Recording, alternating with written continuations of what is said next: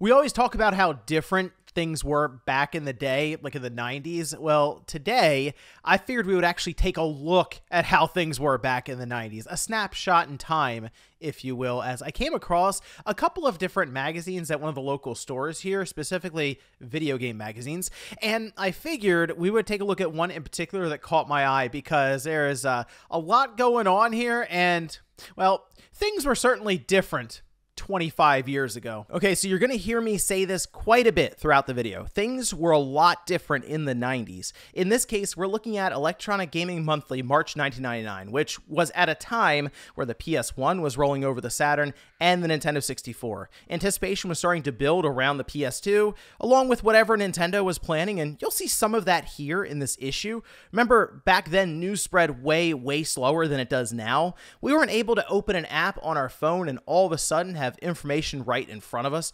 A lot of the news traveled through the grapevine with friends, TV, or magazines like this. Is 1999 the year Nintendo gets it right? Well, maybe things haven't changed that much. First up, we can look at the posters that came with the magazine. So each issue would usually come with a video game themed paper folded up that you could hang in your room.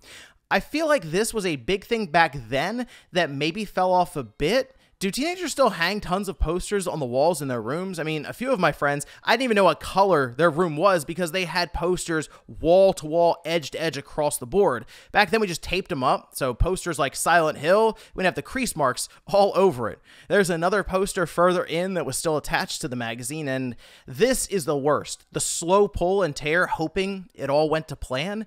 I got it out without any mishaps, and it's a California Speed poster. And I told you before, the 90s were a different time.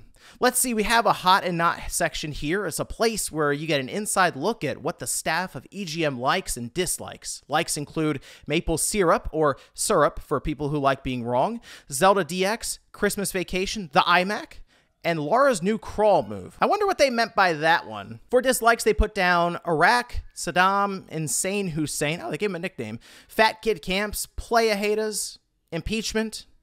Also, they put down Lara Croft memory cards, and I had to look this one up, but there were themed memory cards for Tomb Raider that looked absolutely terrifying. I mean, this thing had to stick out of the front of your PlayStation, and it doesn't look small, so that probably wasn't very convenient. They have a page called EGM Letters where they publish write-ins from readers, and most of it just seems like they're complaining about mistakes in the previous issue. I hate being one of those people who writes in with mistakes you've made, but issue 115, you said that Hyrule Tattler was from issue 133. I'm just wondering if I'm so far backed up on my subscription that you guys have already sent 133 and I'm only on 115. Sorry to nitpick, but on page 76 of the February issue, you called the main character in Neo Genesis Evangelion by the name of Shinji Mikami. The actual name is Shinji Ikari.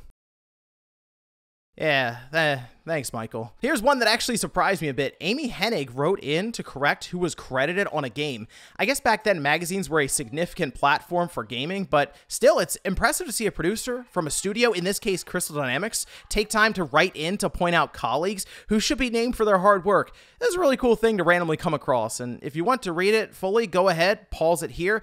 Definitely good stuff by Amy Hennig. Emulate Me. It's a piece about PS1 games now playing on the iMac with a commercial emulator called Virtual Game Station. I have plans to actually cover this in a future video, so I ordered a G3 iMac, and the thing didn't make it here in one piece, which means we'll be hitting a Tech Wave episode, just getting it back together and running. John Davidson had a pretty good view of the landscape here, though, saying in the long run, it wouldn't be at all surprising if emulators, and legitimate ones at that, becoming more a part of the gaming world. Now, we have emulators all over the place for some systems that are even still current today. Makes his last statement extremely relevant as well. I anticipate us to be reporting on Connectix being vigorously sued in this space next month, but I hope not. Sony filed a lawsuit in January, 2 months before this issue was published. Very unfortunate timing for this write-up, and shows how slow to react magazines ultimately are. Sony did go on to buy and then shut down Connectix, by the way, but their court case didn't exactly go to plan. More on that, though, when I get that iMac running. Future gaming. What system are you most excited for? Let's see. PlayStation 2 is 52%,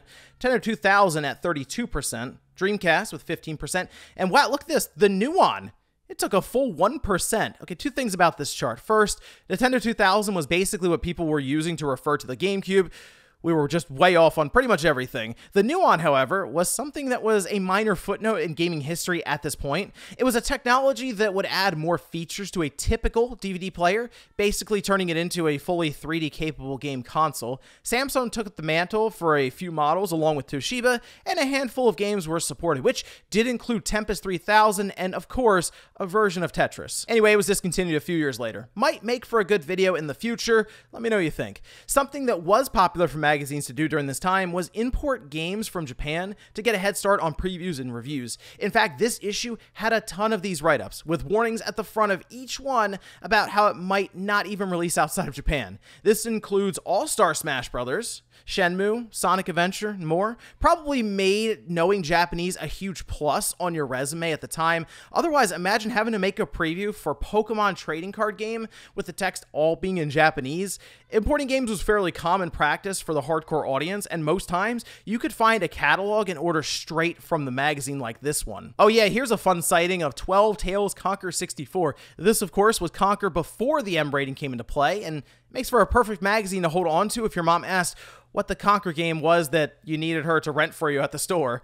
Is 1999 the year Nintendo gets it right? You know it's serious when they turn the magazine sideways on you. This write-up reflects on Nintendo's time so far with the Nintendo 64, after the first few years being a struggle, especially in comparison to the PlayStation, which had taken off by this time. The idea was 1999 would set up the jumping off point for Nintendo as they start releasing games like Donkey Kong 64, Mario Party, Mario Golf, Smash Brothers. It is funny to see Zelda Ocarina of Time referred to as the swan song for the generation, using 90% of the power, when we now know Majora's Mask would eventually exceed the stock N64 capabilities, requiring the expansion pack and releasing in that generation. It was about to be a rough several years for Nintendo's consoles. They speculate a bit here about the GameCube with very little information, although they did have ArtX right. They helped engineer the graphics processor and system logic for Flipper that did go in the GameCube later on.